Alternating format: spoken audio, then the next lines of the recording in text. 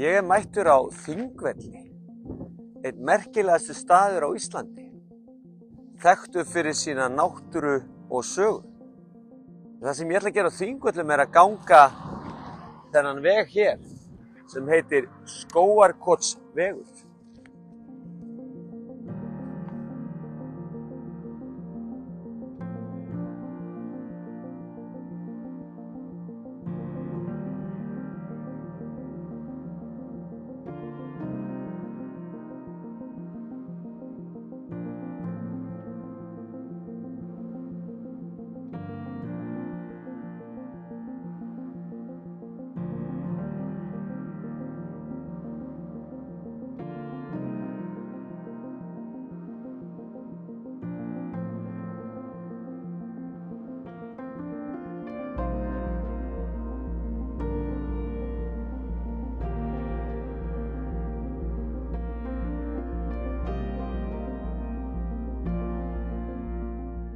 Það áhugavert að Þingvellir eru búin að vera þjóðgarður síðan 1930, áður en Ísland fékk sjálfstæði.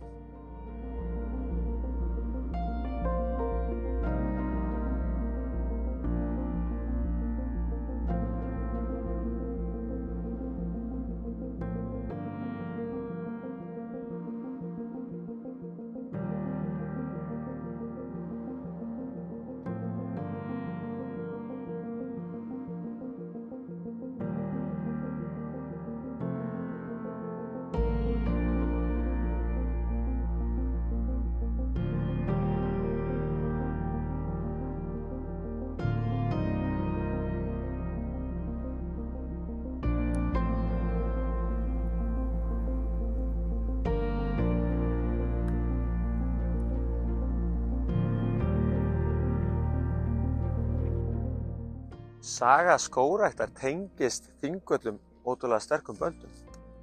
Því hér var ein fyrsta tilraunin sem heppnaðist vel í skógrækt, furulundurinn í Almannagjá. Það var 1899 sem að menn hófust handa við að búa til þennan reit og reiturinn heitir furulundurinn eftir skógarfuru sem var gróðursett þarna á upphafsárunum.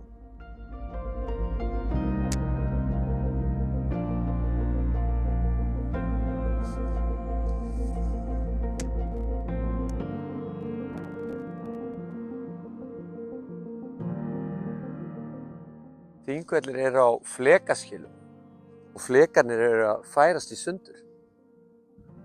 Og hér á leiðinni sér maður líka ummerki það.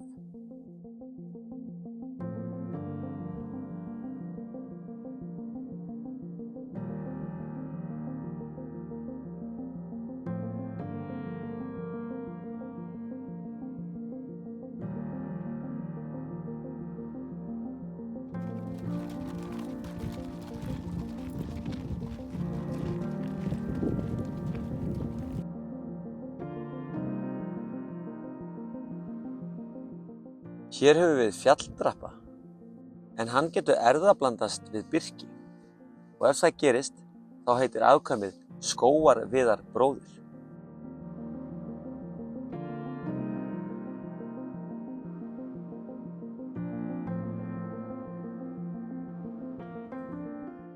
Það væri gaman að vita hvaðan þetta nafn kemur, skógarviðarbróðir. Ef ykkur vita, þá má láta mig vita.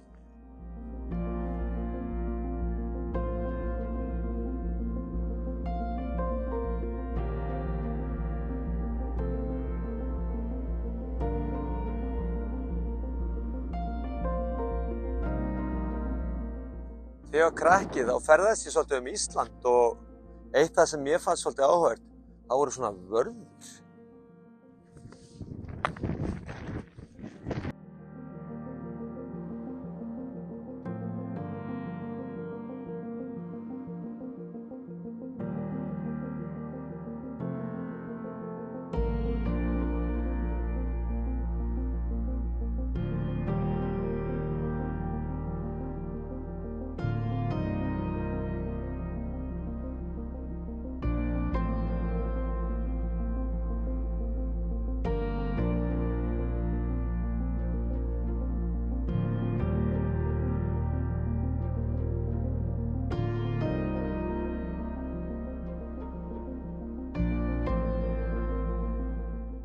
Leiðin liggur að bæ sem hét Skógarkot og lagðist í eyði 1936.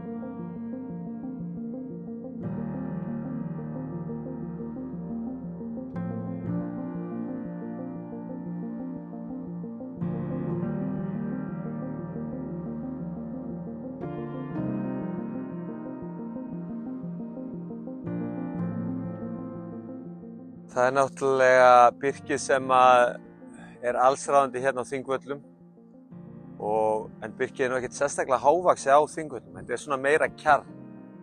En sums staðar er þetta alveg ágætlega hátt á þessari leið og má segja þetta sé svona kjarrskógur.